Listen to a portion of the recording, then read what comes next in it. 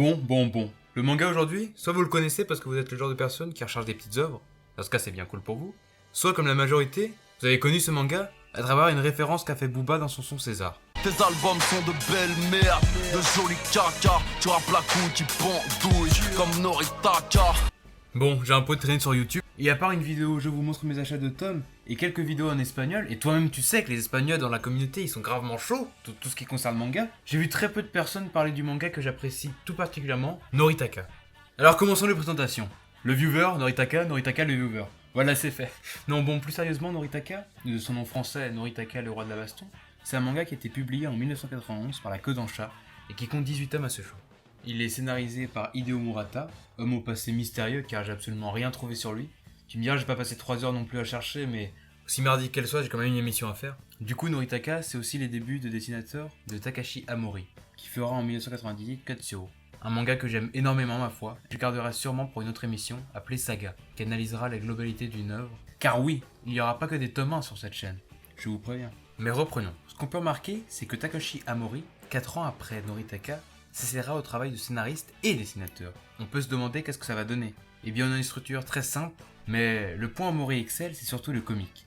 Et c'est 2 points qu'on retrouvera dans Noritaka. Mais avant de parler de comique ou d'autre chose, Noritaka, de quoi ça parle?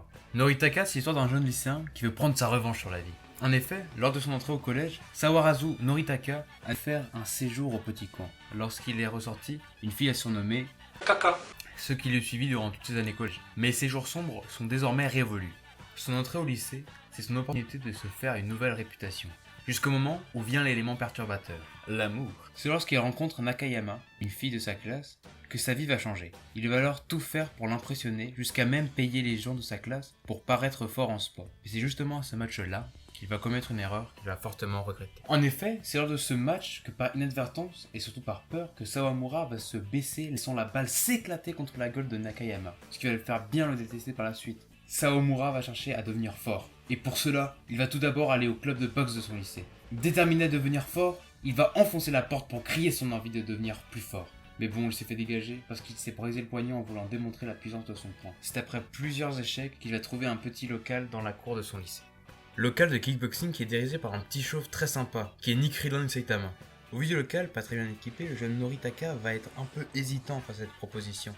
Néanmoins, le vieux va lui donner quelques cassettes de bon porn et la plus importante, une cassette de kickboxing, qui le motivera à fond pour entreprendre ce sport. C'est à peu près ici que commence l'histoire, mais ce n'est pas ici que se termine notre tome 1, évidemment. Mais bon, au vu de ce premier tome, qu'est-ce qu'on peut dire sur Noritaka? Bien tout d'abord, Noritaka, comme vous avez pu le constater, c'est un scénario assez simple, un cadre classique où un simple loser, faible qui n'assure pas à l'école, et qui va se découvrir un talent pour un sport, et qui à côté de cela aime une fille qui cherche à l'impressionner.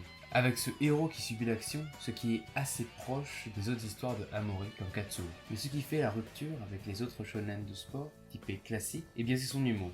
Bon, je sais que l'humour c'est très subjectif, surtout que bon, c'est beaucoup d'humour pipi caca, tout ce qui tourne autour du bas-ventre, mais en tout cas, tout ce qui est exagération au possible, tout ce qui est démesure, bah ça me fait plutôt rire.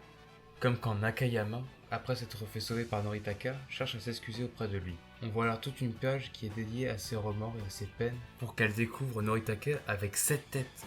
Ou même quand Noritaka, à la fin du tome, va épier son adversaire et que par accident, il arrive dans la salle de son adversaire, par la vitre qu'il a cassée en tombant. Il cherche alors à être cordial et élabore un plan pour lui serrer la main. Et c'est à ce moment-là que par inadvertance, il va finir par lui mettre un coup de pied dans les couilles. Mais bon, je conçois que vous racontez les blagues comme ça atténue l'effet drôle. Le contexte n'y est pas, la mise en scène non plus. Et c'est pour cela que je vous laisse la liberté de découvrir tous les gags de ce tome, et aussi de cette série.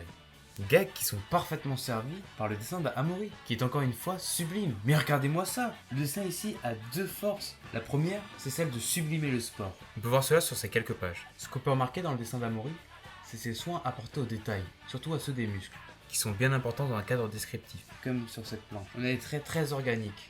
Il faut presque sentir la courbure des muscles. Le dessin d'Amori sert aussi beaucoup à l'humour. Rien qu'avec le héros, regardez-moi cette tête. Mais regardez-le! Mais en vrai, on a un effet One Punch Man qui s'en découle. Et il y a un grand écart entre le design de Noritaka et celui des autres personnages. Regardez-moi cette différence. Mais du coup, ce dessin sert aussi à la mise en scène. Toutes ces expressions que Noritaka peut aborder. Mais en bref, qu'est-ce qu'on peut penser de Noritaka? Eh bien c'est simple, mais très cool. Forcément, on n'échappe pas au code du genre shonen, mais il contient sa petite dose d'originalité et puis surtout de l'humour qui fait le charme de cette série. En bref, c'est ça qui fait le charme de Noritaka. Bon voilà gens, c'est ici que se termine cette vidéo. J'espère comme d'habitude qu'elle vous a intéressé. Au plaisir de vous revoir. Surtout n'hésitez pas à vous abonner. C'était Parukumori. Salut!